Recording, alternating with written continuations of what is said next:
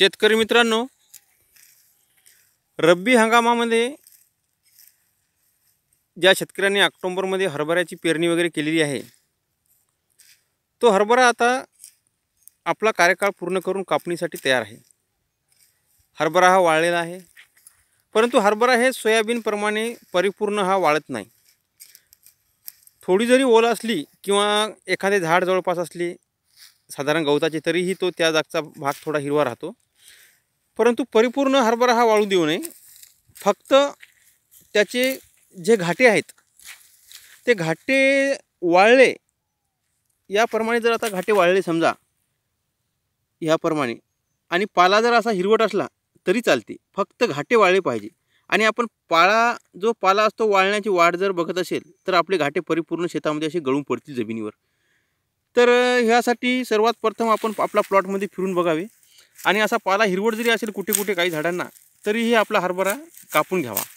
कारण आपले जे नुकसान आहे हे नुकसान होऊ शकते. आणि जो आपण हरभरा कापतो तो बुडापासून साधारणतः 3 इंचावरून किंवा 4 इंचावरून, म्हणजे आपल्याला बुडाला घाटे राहणार नाहीत आणि मुळीसकट हरभरा उपटून येणार नाही याची काळजी घ्यावी. कारण मुळीसकट जर आपला हरभरा उपटून जर आला तर आपल्या हरभऱ्यामध्ये यंत्रामधून काढते वेळेस आपल्या हरभऱ्याच्या जो ढीग असतो त्यामध्ये आपल्याला मातीचे खडे हे भेटतील आणि मिळतील, ते दिसतील आपल्याला. आणि ज्यावेळेस आपण विक्रीसाठी मार्केटला नेतो त्यावेळेस आपल्या मालाला भाव हा योग्य मिळत नाही. त्यासाठी कापणी करताना साधारणतः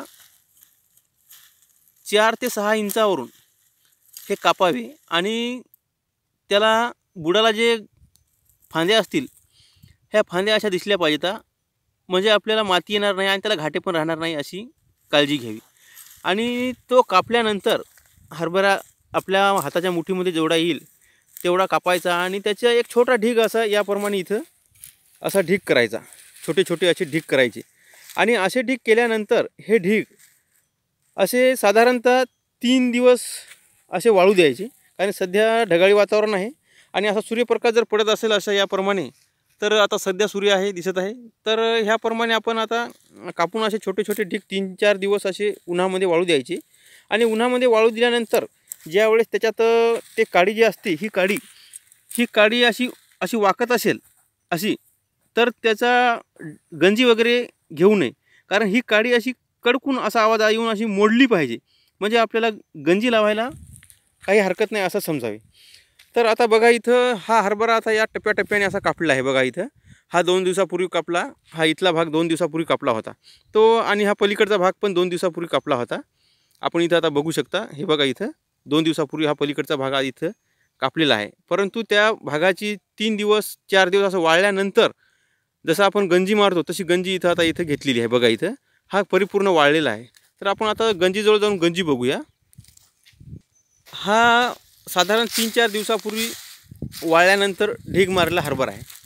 बघा इथं आता हे बघा इथं हे बघा असा तुटत आहे. बघा इथं हे बघा असा आवाज येत आहे, काडकून आवाज येत आहे आणि असं तुटत आहे.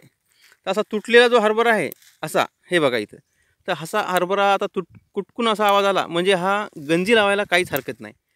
हे बघा, तर असा हरभराची गंजी लावावी. आणि गंजी कशा प्रकारे लावावी, तर साधारणतः हे बघा इथं ही गंजी लावते वेळेस आपले क्षेत्र किती आहे त्याप्रमाणे गंजीचा आकार, साफसफाई जमिनीची करून घ्यावी. आणि त्याच्यानंतर जमिनीची साफसफाई आपले क्षेत्र पाहून केल्यानंतर साधारण ढिगाचा अंदाज काढून अशा प्रकारे त्याच्या खाली अशी एक ताडपत्री वगैरे ठेवावी. आणि त्या ताडपत्रीवर असा आपण एक ढग असा लावून ठेवावा. बघा इथं असा ढग लावावा. परंतु या ढिगाचा उतार जो आहे हा उतार कुठल्या तरी एका बाजूला काढावा. कारण कसं या दिवसात गारपीट, वारा, पाऊस याची शक्यता असते. त्यासाठी एका बाजूला जर आपण उतार जर काढला असा याप्रमाणे असा, तर काय होईल, आपण ज्यावेळेस याच्यावरून ताडपत्री झाकेल, वारा पाऊस जर आला तर वरे साचलेलं जे पाऊस पडत असेल तो पाऊस असा या बाजूला असा खाली पडून जाईल आणि आपल्या ढगामध्ये तो जाणार नाही आणि आपलं नुकसान होणार नाही. याची पण इथं आपण काळजी घ्यावी लागते. तर त्यासाठी आपण ह्याप्रमाणे असा ढगाची जी लांबी रुंदी आहे ती साधारण 20x20 किंवा 10x20, आणि उंची आहे हे उंच जास्त न्यावा. कारण आपल्याजवळ जे ताडपत्री आहे ते किती आहे हे बघून आपण उंची आणि खालचा जो भाग आहे जागेचा तो पण आपण नियोजन करावं त्याचं. तर ह्याप्रमाणे आपण हरभऱ्याचं नियोजन कापणीनंतर करू शकता.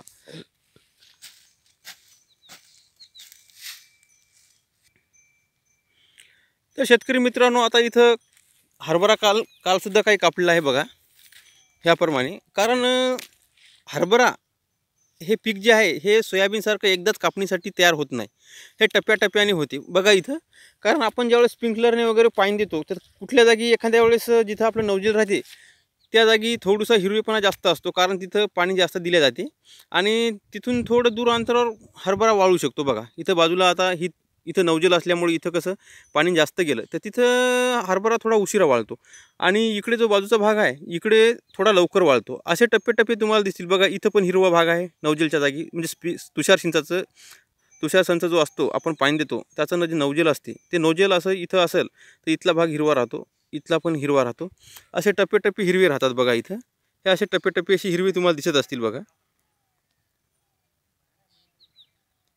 बघा इथं पण नवजेल आहे, इथला पण भाग हिरवा आहे. ह्याप्रमाणे असं हिरवं राहते. ते भाग थोडा आपण उशिरा कापायचा असते आणि त्याच्यानंतर त्याला चांगल्या प्रकारे वाळू द्यायचं. कारण आता जर आपण हिरवेपणी जर हरभरा कापला तर बघा इथं ही जे घाटे आहेत हे घाटे असे हिरवे असतात बघा. इथं असे घाटे हिरवे असतात आणि याच्यातला जो आपण कापल्यानंतर हा जो आतमधला दाणा आहे याला हिरवा कलर येतो आणि हिरवा कलर आल्यानंतर आपला जो हरभरा आहे याला मार्केटमध्ये नेल्यानंतर हिरव्या कलरमुळे भाव कमी लागतो.